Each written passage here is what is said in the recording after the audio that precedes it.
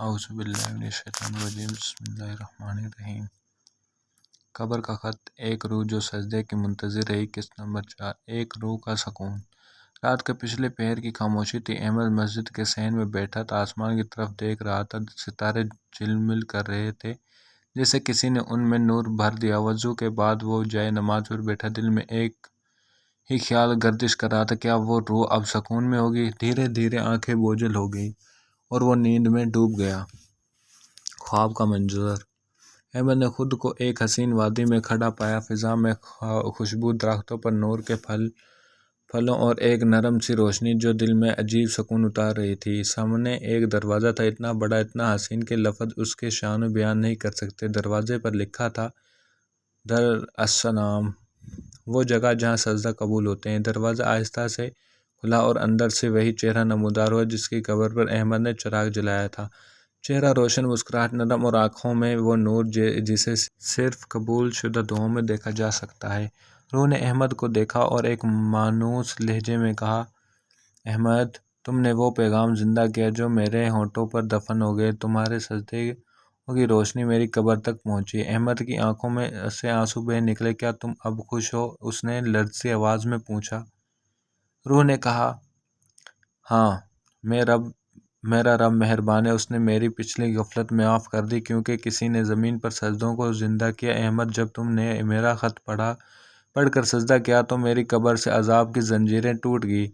نور کا سفر۔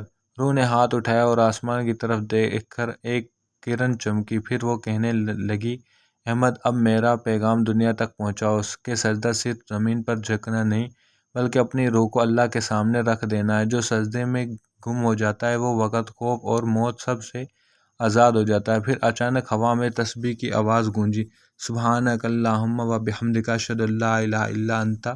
دروازہ بند ہوا اور وہ روح روشنی کے دریا میں غائب ہو گئی۔ احمد کی آنکھ کھل گئی۔ صبح کا اجالا پھیل چکا تھا۔ احمد کی آنکھوں میں آنسو، مگر دل میں ایک ایسی روشنی جو کبھی نہ بجھے۔ اس نے تکیے کے پاس دیکھا، وہی پرانی چٹھی وہاں رکھی تھی، مگر اب اس پر ایک نئی سطر لکھی ہوئی تھی، سجدہ مکمل ہوا، اب پیغام جاری رکھو۔ احمد نے وضو کیا اور مسجد کی طرف چل پڑا۔ اس نے دن فجر کے خطبے میں اس نے وہی پیغام دیا جو اسے اس روح نے دیا۔ اس نے کہا، اے لوگو، اگر تم نے سجدہ چھوڑ دیا تو تم نے سکون چھوڑ دیا۔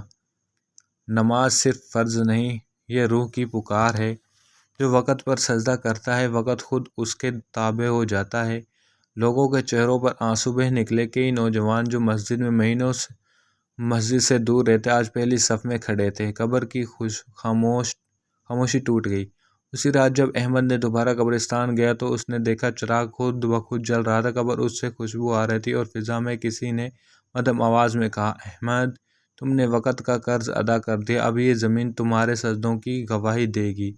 سبق نمبر 1، سجدہ صرف عبادت نہیں، روح کا سفر ہے۔ نمبر 2، جو کسی اور کی ہدایت کا سبب بنتا ہے، اللہ اس کے قبر پر بھی نور کر دیتا ہے۔ نمبر 3، قبول دعا کبھی ختم نہیں ہوتی، وہ نسلوں تک روشنی دیتی ہے۔ نمبر 4، قبر کا سکون دنیا کی نرمیوں سے نہیں، سجدوں کے آنسوؤں سے ملتا ہے۔